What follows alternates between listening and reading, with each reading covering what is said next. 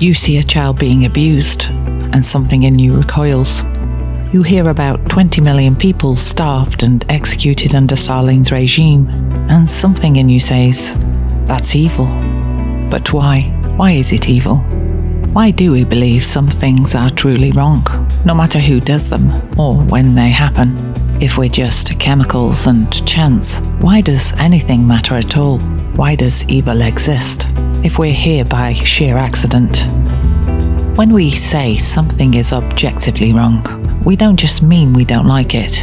We mean it's wrong, no matter what, even if everyone around you disagrees. Think about the last time you saw an injustice, something that made your heart sink. Maybe it was a story about child abuse or a brutal act of violence. You knew deep down that it was wrong. You didn't need a law to tell you that. It felt wrong in your bones. Now, imagine someone telling you, that's just how things are. That's just part of being human. Would you accept that? Or would you push back and say, no, that's evil? You know it's wrong because there's a standard inside you, a moral compass that judges actions, not just by their outcomes, but by their inherent nature. This is what we call objective morality, a standard that exists beyond us, beyond culture, beyond what we decide. Many say morality is just a human invention, a social contract to help us survive.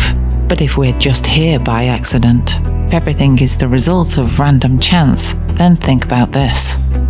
If we are products of nothing more than mindless atoms, why does it matter if one action is good or another is evil? Why do we feel deep in our hearts that things like child abuse, genocide, or slavery are wrong? If we're just accidents, why should it matter?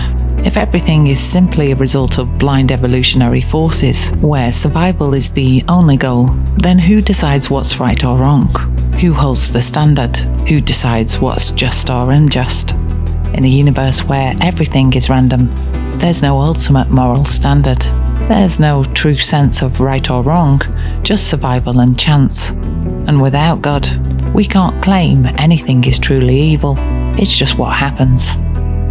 Take ancient Sparta. They discarded weak infants, believing it made their society stronger. In a world without objective morality, this could be seen as just survival. But you know better. You feel in your heart that it was wrong. Look at the transatlantic slave trade. Millions were treated as property for centuries.